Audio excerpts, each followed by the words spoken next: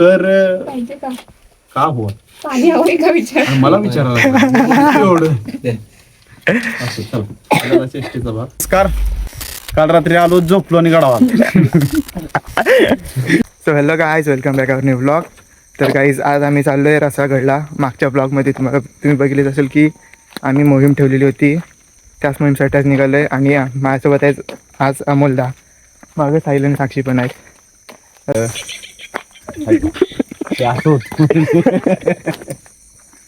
आम्ही आत्ता निघालोय, साहिलच्या घरून निघालो. गाडी पुढे थांबलेली आहे. आता पूजन वगैरे करून आम्ही गडाकडे प्रस्थान करू. तिथे गेल्यानंतर पूजन करून मग मोहिमेस सुरुवात करू.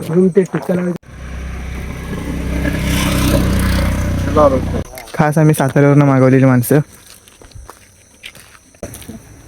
सती आमच्या इकडं गावाचं नाव आहे. हा पुलाच्या पुढची सती.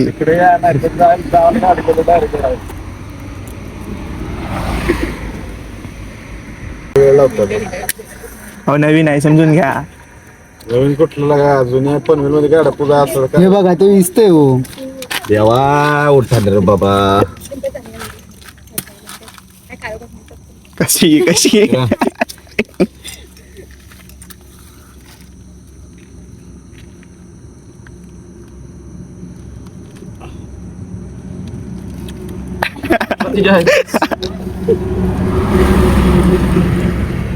गडबड हे दया बांधले का राखेल लागायचं त्याच्यावर.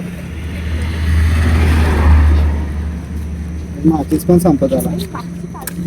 तिथे वाटते मिस पाहिजे आता. नवीन का पुराणा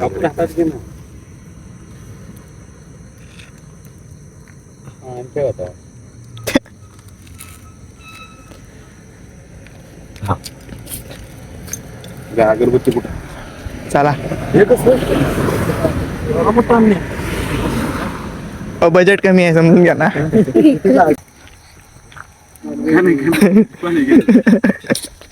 तू घाबरून नकोस. शाबास.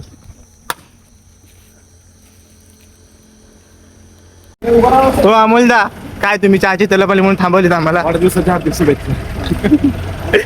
पार्टी तुमच्याकडनं ना? पार्टी तुमच्याकडनं ना? बर्थडे दिवाळीत असतो. आता दिवाळीचा आहे. काढा फोटो काढा, ब्लॉगर येईल तुमच्या इथे. जय श्रीराम. झाला, एक विकेट पडली. तर काही फायनली आलेलं आहे रसागडावर. आणि आता सुरुवातीला आम्ही नाश्त्याला जाणार आहोत. माझा गॉगल धरून आहे. हो अमोलदा, हा मागे थांबा आमच्यासोबत. हे इतिहास करत आमच्या हातचे. माणूस एकदम भारी. हा सांगलीवर ना मागवलेला, माहितीये काय?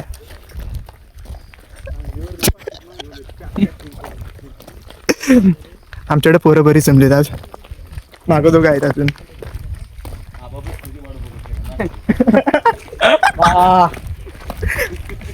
हो इज्जत ठेवा की याची पोरं आलेला आहे. आमचं ठीक आहे, तुम्ही सांगलीवर ना आलाय.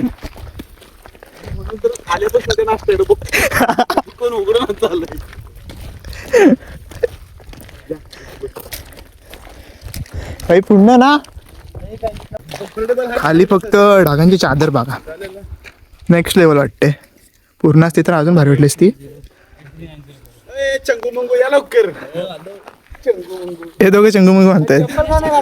आम्हाला जरा असंच गड फिरायसाठी. भाई हे खरेवाले आहेत, आपण खोटेवाले असं म्हणायचं त्यांना. पाय गाडी ठेवा, चप्पल बसा. असंच असंच बसा का बसा.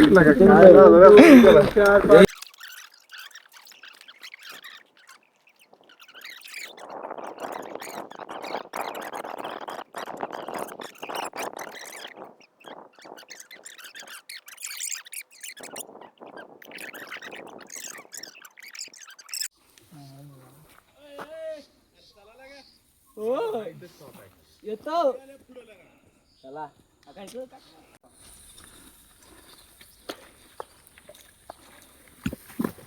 फायनली मोहीम चालू झाली आता.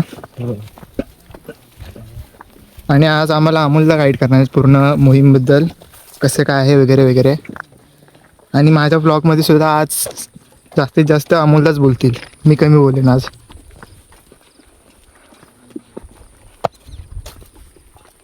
पुढे जाऊन शिव मंदिरात कापूर घ्या. आणि दादा आता सध्या पिंडाची पूजा करतायत.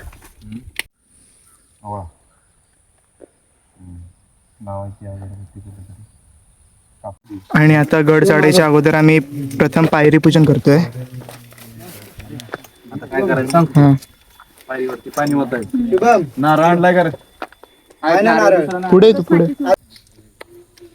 मागणं मागणं माग माग नाही इकडे इकडे हा ती व्हायचं.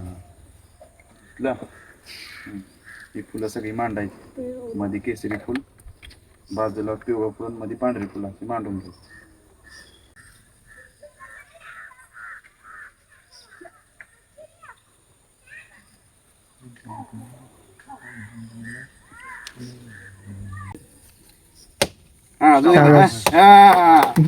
छत्रपती शिवाजी महाराज की जय. जय भवानी. जय शिवाजी.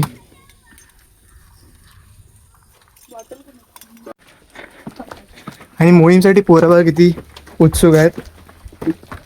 जसं दादा गाईड करतात तसं सगळे चालतात वगैरे.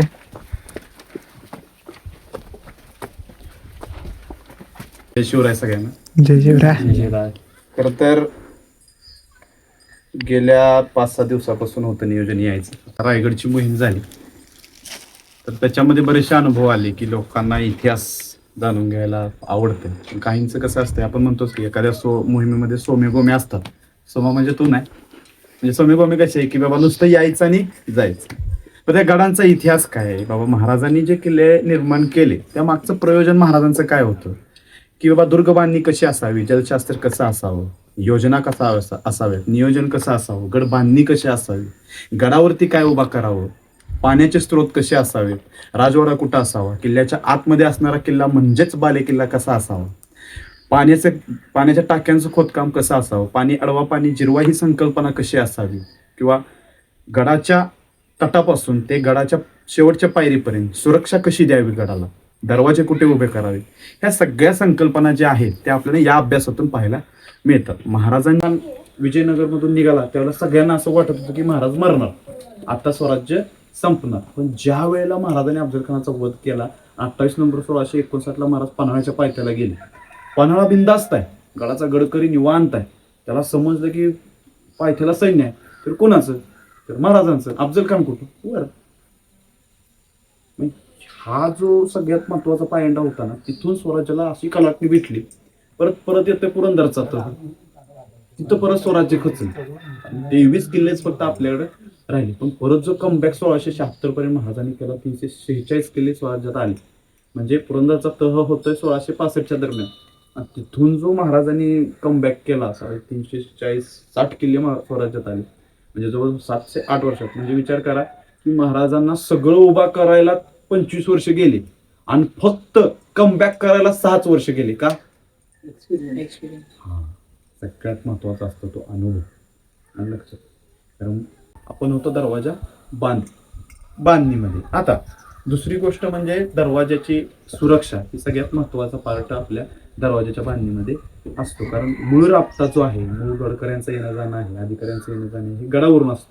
त्यामुळे त्याची सुरक्षा अति महत्वाची गडासाठी मानली जाते. आता दुसरी गोष्ट काय केली जाते, हा दरवाजा जो आहे तो महाराजांच्या बांधणीचा का नाही. ज्या ज्या किल्ल्यांवरती आपण जातो ना, जोपर्यंत दरवाजापर्यंत येत नाही तोपर्यंत आपल्याला गडाचा दरवाजा आहे असं समजत नाही. कुठल्याही जावा गडावरती महाराजांच्या बांधणीच्या, महाराजांची जी दरवाजा बांधणीची पद्धत आहे ती आडुशाला आहे, पूर्ण आडुशा, की जिथं आपल्याला वाटतं बुरुज आहे पण आहे ऍक्च्युअल मध्ये दरवाजा. आपण नाणे दरवाजामध्ये आपण रायगडला कायम जातो, आपण पाहतो आपल्याला नाणे दरवाजापर्यंत जातोय तोपर्यंत समजतच नाही की तो महादरवाजा आहे किंवा नाणे दरवाजा. समोर बुरुज दिसतात, शत्रू काय म्हणणार, हा तर तटाचा बुरुज आहे, ह्याला कसं बिलगणार. दुसरी गोष्ट महाराजांची एक पाहायला मिळते, जे महाराजांनी किल्ले बांधले ते पूर्ण नागमोडी रस्ते लक्षात. आणि दुसरी गोष्ट नागमोडी आहेच. आणि दुसरी एक गोष्ट पाहायला मिळते, उजवी बाजूची चढताना राहते त्या बाजूला पूर्ण डोंगर भाग राहतो आणि डावी बाजू जी राहते त्या बाजूला तटबंदी राहते. मग ह्याच्या मार्गा संकल्प काय असेल, तर नेहमी वार करत असताना आपण उजव्या हाताचा वापर करतो. वार करत असताना उजव्या बाजूला जर वार करायला गेलं तर तो दगड बाजूला येणार आहे, बरोबर आहे. प्लेन जागा असेल तर काय प्रॉब्लेम शत्रूवरती हल्ला करायला येणार आहे का? नाही. उजव्या बाजूला जर तुमची दगड असेल पूर्ण तर मार करायला पण तुम्हाला अवघड जाणार आहे. दुसरी गोष्ट, चढण उतरण का असावी दरवाजामध्ये किंवा वाटेवरती? तुम्ही विचार करा, एक वस्तू तुम्ही वरून खाली टाकली त्याला स्पीड किती धरते? त्याला ताकद लावायची गरज आहे का? पण ज्यावेळेला वरून तुम्ही ज्यावेळेला मग खालून तुम्ही ज्यावेळेला वार कराल त्याला तुम्हाला ताकद पाहिजे, तुम्हाला रनिंग घेणं गरजेचं आहे का नाही? बरोबर. मग शत्रू खालून वर येत असताना त्याला ताकद लावायची आहे, पण सैन्य आपलं खालून वरून खाली जात असेल त्याला ताकद लावायची गरज आहे का? ऑलरेडी त्याच्याकडे ताकद आहे, फोर्स आहे, सगळं त्याला मिळालं, पण खालून याला मिळणार आहे का? नाही. वार होताना वरच्याचा जोरात होणार आहे का खालच्याचा जोरात होणार आहे? ही संकल्पना महाराजांच्या वास्तुशास्त्राची किंवा युद्ध तंत्रज्ञानाची आपल्याला पाहायला मिळते. आता हा चांगली तर मित्रांनो, तुम्ही आता बघितलंच की अमोलदाला किती इतिहास माहिती आहे. मी तुम्हाला मागच्या ब्लॉगमध्ये जेव्हा रसागडला आलेलं तेव्हा सांगितलेलंच, तुम्ही सोबत आलात तर गडाबद्दल अजून किती माहिती आहे ते तुम्हाला ऐकायला मिळेल. पण आमचंच फक्त ते भाग्य आहे की आम्ही त्या गडावर राहते आणि अमोलदा आम्हाला सगळी माहिती सांगतायत. तर अमोलदा माझी टिंगळी करतायत पुढे, पण चालतंय. आता हनुमंतरायाचे दुसऱ्या दरवाजाच्या अलीकडेच हनुमंतरायाचं शिल्प आहे. पहिल्या दरवाजापासून आतमध्ये आलो आपण. आता हनुमंतरायाची पूजा वगैरे केली जाईल. हा, टिक्का वगैरे लावायचा आणि त्यानंतर मग गड चढायला सुरुवात केली. तर आता आपण रसाळगडावरती आहे. पाठीमागे महिपतगड आणि सुरगड आहे, पलीकडं महाबळेश्वरची रांग आहे, पलीकडे प्रतापगड पण पाहायला मिळतो, पण वातावरण तसं पाहिजे आपल्याला. ही पूर्ण सह्याद्रीची पर्वतरांग आहे. पण 1660ला महाराजांनी ज्यावेळेला गड घेतला ते जास्त नंतरच्या काळखंडामध्ये त्याचे उल्लेख कुठं सापडत नाहीत, पण गडाच्या किंवा आजूबाजूच्या आसमांतावरती लक्ष ठेवण्यासाठी या गडाचा उपयोग केला जात असावा असे संज्ञा आपल्याला पाहायला मिळते. बाकी आहेच, तुम्हाला हनुमंतरायाचं पण सांगतो, कसे आले हनुमंतराया गडावरती वगैरे. आता इतिहास चालू. आपण कुठेही जावा, महादरवाजावरती किंवा गावाच्या सीमांवरती, तालमीमध्ये किंवा गावाच्या आतमध्ये हनुमंतरायाचे स्थान आपल्याला प्रत्येक ठिकाणी पाहायला मिळतं. बरं, रामदास स्वामींनी ज्या वेळेला 11 मारुतींचं निर्माण केलं, ते करत असताना त्यांना अडीअडचणी खूप आल्या. कारण ज्या वेळेला मुघल राजसत्ता या भूमीवरती राज करत होती त्यावेळेला आपली जी दैवत होती ती पूर्ण द्वितीय श्रेणीत गेली होती. मग त्यांना प्रथम स्थानावरती आणण्यासाठी रामदास स्वामींनी जे काम केलं ते प्रथम स्थानावरती आल्यानंतर काय झालं, त्यांचा उग्रपणा पूर्ण कमी केला आणि त्यांना शक्तीचं स्वरूप बनवलं. हनुमंतराया म्हणलं की आपण काय म्हणतो, सगळ्यात ताकदवान दैवत कोणतं, तर हनुमंतरायाला आपण मानतो.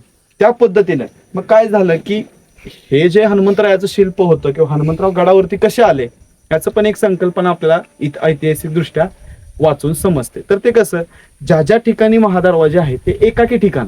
आपण हनुमंतरायाच्या हनुमान चालीसेमध्ये एक वाक्य पाहतो. काय पाहतो? भूत पिशाच निकट नाही आवे, हनुमान जप नाम पुकार.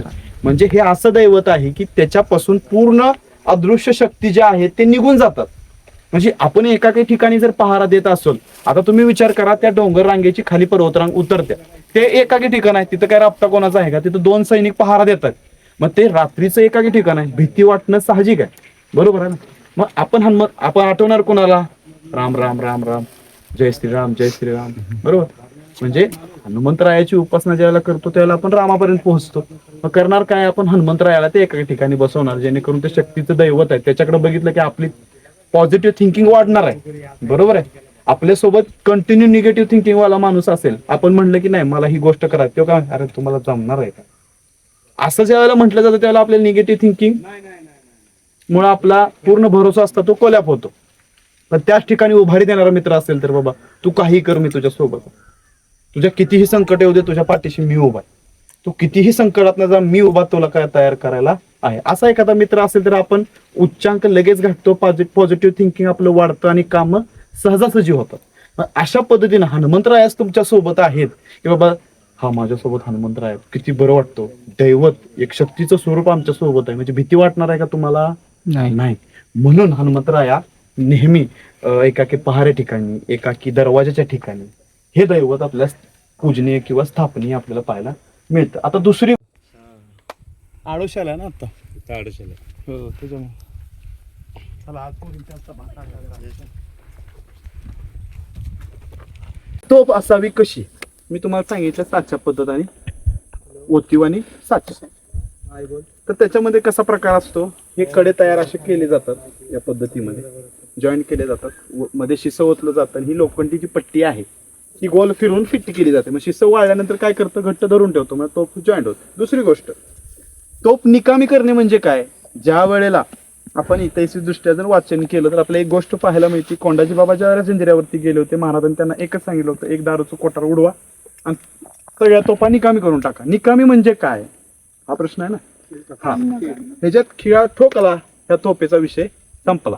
हिला आपलं कुठेतरी गोंधळून प्रदर्शनाला ठेवायची, हिचा काय उपयोग आहे का नाही. दुसरी गोष्ट, ब्रिटिश चिन्ह, ब्रिटिश तारखा, ह्या तारखा आहेत त्या खोट्यात.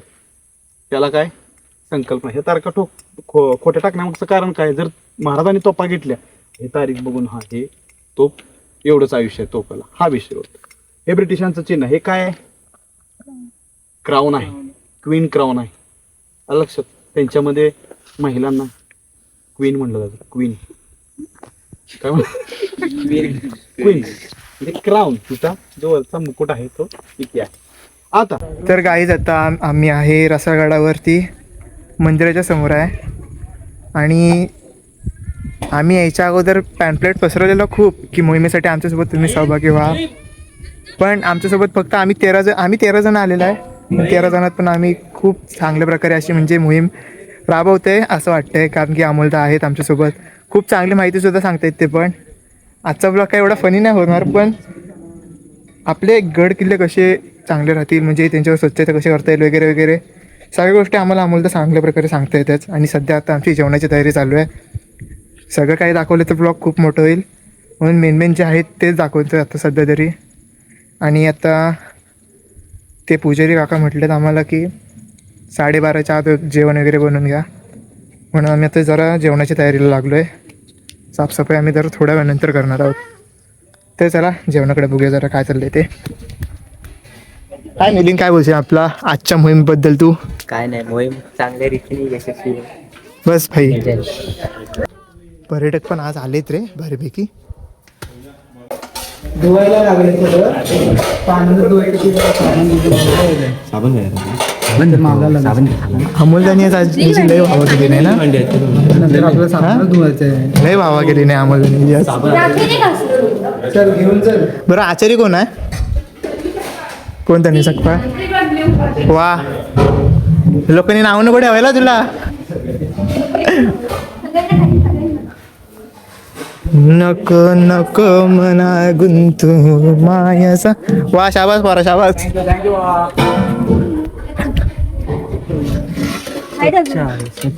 आमचे गाईड आजचे कुठे भेटले हे सूर्या बिर्या? मीच का आमच्या गाईड आज व्हेज बिर्याणी म्हणत. अरे भाई तो बघ ना, मांजर आलाय. हो हो.